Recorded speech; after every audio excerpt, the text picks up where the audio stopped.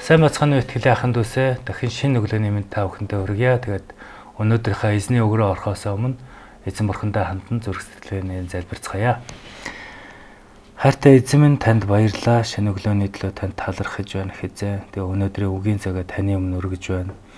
Өнөөдрийн та бидэнд өгөгдөх үгээрээ бидэнтэй ярьж биднийг энэ өдрийн туршид хөтлөн дагуулж чиглүүлэх болтугай хэзээ минь. Тандаа баярлалаа хэзээ. Бүх алдрын танд байхалтугай. Есүсийн нэрээр талархан залбирлаа. Амен. Амен. За өнөөдөр Филиппоин бүлгийн 2-ын 8-аас 11 дугаар бүлгийг ишлэлийг үргэлжлүүлэн үзэх болно. За би эндээс дуудаж өгье. Хүн төрхийг олсон тэрээр өөрийгөө мөхөс болгож үхэлд загалмай үхэлд хүртэл дуулууртай байваа. Тиймээс ч Бурхан үлэмжийн дээдээр түүнийг өргөмжилсөн бөгөөд алив нэрээс дээд нэрийг түүнд сойрхоо.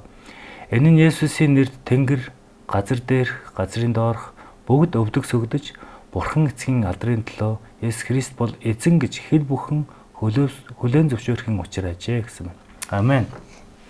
За 8 дугаар эшлэлээр бол тэрээр өөрийгөө мөхөс болгож үхэлд загалмай үхэлд хүртэл дуулууртай байсан гэж байна.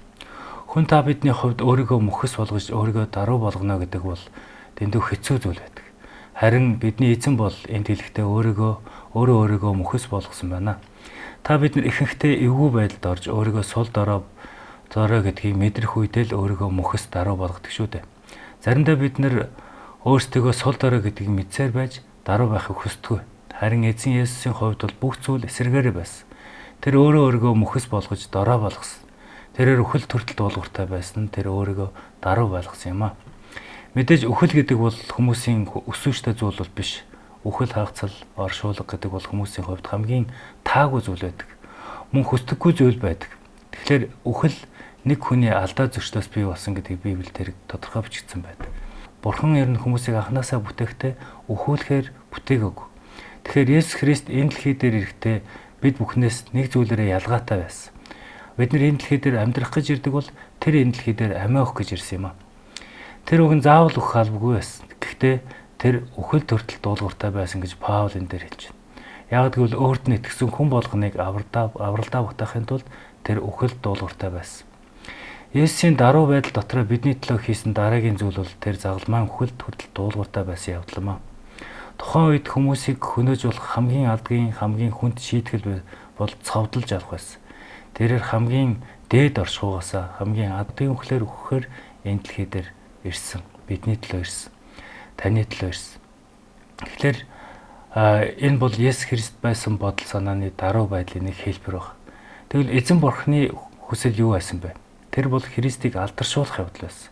Тэгвэл Есүсийг алдаршуулахын тулд бурхны дээшээ чиглэсэн дараагийн хийсэн зүйл бол 9 дугаар эшлэлээс бүгдээрээ харцгаая. Тиймээс бурхан үлэмжийн дээдээр түүнийг өргөмжилсөн бөгөөд алив нэрнээс дээд нэрийг түүнд сойрхоо гэсэн байна. За тэгэхээр бурхан эзний зорилго бол Есүс Христийг хамгийн дээдээр өргөмжлөн алдаршуулах явдал байсан. Энэ дэлхий дээр оршин сууж энэ дэлхий дээр бурханы эсэргүүцэн амьдарч байгаа бүх хүмүүсийн дээр Христийг өргөмжлөн алдаршуулах нь бурханы зорилго байсан. Мөн үргэлжлүүлээд алив нэрнээс дээд нэрийг түүнд сойрхоо гэж хэлсэн байна. Есүс Христийн нэр бол бүх нэрнээс дээд нэр. Бид нар энэ нэрийг гутааж энэ нэрийг унгааж болохгүй. Бурхан Есүс гэдэг нэрийг бүхнээс дээд болгосон байтал хүн бид нар энэ нэрийг гутааж авч болохгүй. Эзний нэрээр дуудагдсан бүхэн аврагдана гэж Библиэлд бичигдсэн байдаг. Тэгэхээр Есүс гэдэг нэр бол орчлон ертөнцийн дээрх цорын газ аврал өгч чадах нэр юм аа. Энэхүү нэрийг Бурхан энэ дэлхий дээрх агуу хүмүүсийн нэрнээс дээгүүр өргөмжилсөн. Бүх тэнгэр элч, бүх сүнслэг бүтээлүүдийн нэрнээс ч дээгүүр өргөмжилсөн байна. 10 дугаар эшлэлээр цааш нь харах юм бол энэ Есүсийн нэрд тэнгэр, газар дээрх, газрын доорх бүгд өвдөг сөгдөж гэсэн байна. Энэ дэлхий дээр аврал өгч чадах хинч байхгүй. Зөвхөн Христ л, Есүс Христ л аврал өгч чадна.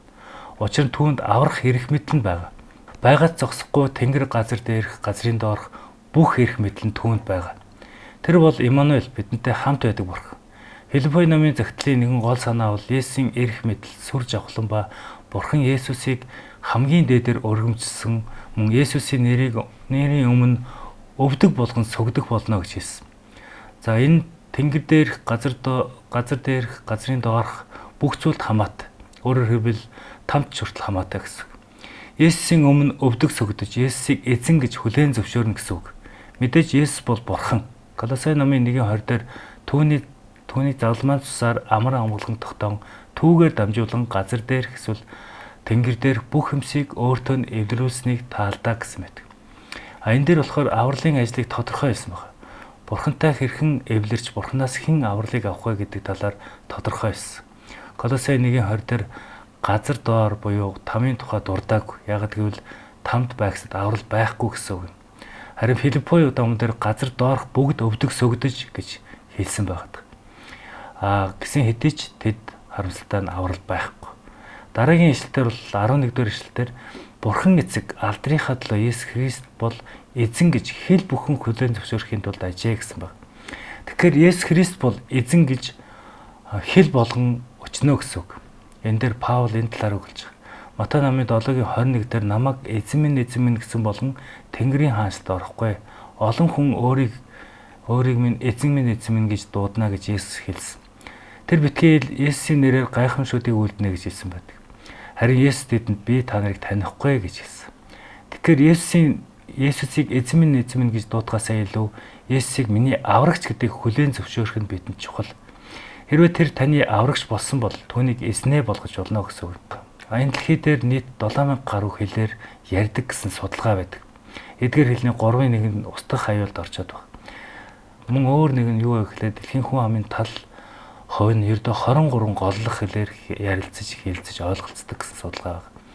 Тэгэхээр эдгээр 7000 гаруй хэл болгон Есүс Христ бол эзэн гэж хүлээн зөвшөөрөх юмаа гэсэн үг. За ингээд өнөөдрийнхөө цагийг дуусгаад эзэн бурхан руу хандан залбирцгаая. Бидний хайртай эзэн минь танд баярлалаа хэзээ өнөөдрийн үгийн төлөө танд талархаж байна аваа. Эзэн минь ээ таны үг бидэнд зааж чиглэлд сургадаг. Бид үнэхээр таны төлөв даруй байдлаас таны даруй мөн чанараас суралцахад туслаарай эзэн минь ээ. Тэгээд та бидний аврагч, та биднийг хайрлаж, биднийг өөрийн цусаар угааж, биднийг аварсны төлөө баярлалаа эзэн минь ээ. Бид энэ дэлхийгээс явн явтлаа эзэн таныг алдаршуулж таны тэр төлөв даруй зан дотор таны ариун сүнсээр хөтлөгдөн амьдрахад та туслаарай эзэн минь ээ. Та баярлалаа эзэн минь өнөөдрийн үгийн төлөө дахин танд талархаж байна. Тэгээ бүх магтаал хүндэтгэл алдар нь зөвхөн танд байх болтугай. Есүсийн нэрээр талархан залбирлаа. Амен.